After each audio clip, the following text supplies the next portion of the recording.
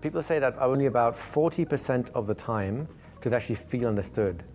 That means what they're really saying is that in the average conversation, it's less than 50-50, it's less than pure chance whether the other person actually gets your point or doesn't, at least from the point of view of the speaker.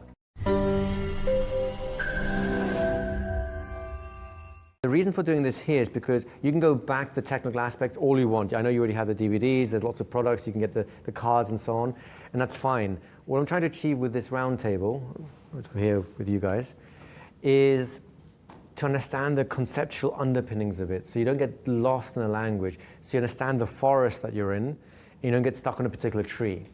There is no magic bullet, there's no magic pattern of mind-bending language that you say, and instantly everything's better.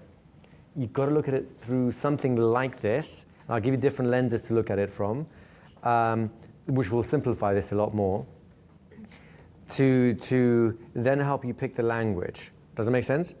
Because here's then when the answer comes to what do you say? Well, it depends on what kind of problem they're having, how they are, first of all, manifesting the problem, and secondly, how they're describing the problem, how they use language to keep it locked and become more rigid into something that is rather than that is becoming, right?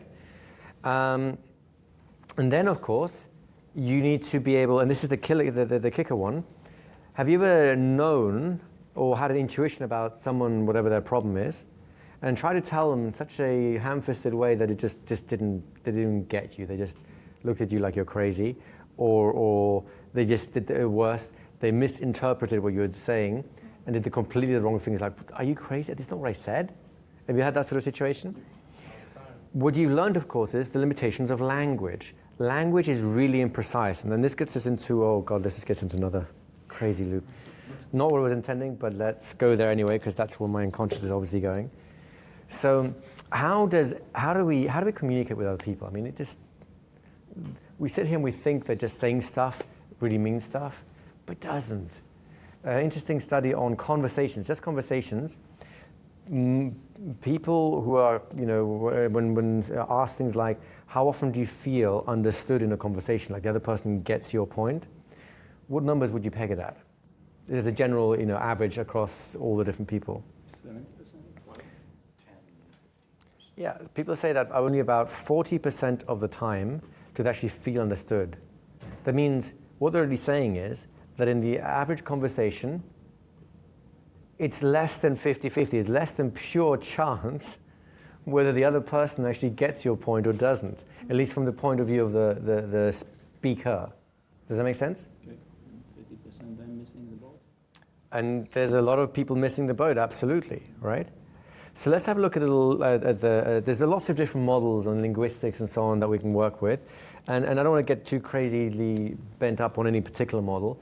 I just want to give you a simple one that we can run through, and the one that I kind of use in my mind, that will help us understand what language to choose when we can only get back to mind-bending language, because we're still sending a really strong framework. By the way, before we get down this particular rabbit hole, how many of you are really looking back on what you know about mind-bending language, and in a very different way, just based on what we've talked about so far? Hands up. Who is, hopefully, more relaxed about mind-bending language and quote-unquote mistakes within it, just based on what we've talked about so far? Because the magic is not in getting the exact right phrase, that your attention's in the wrong place there.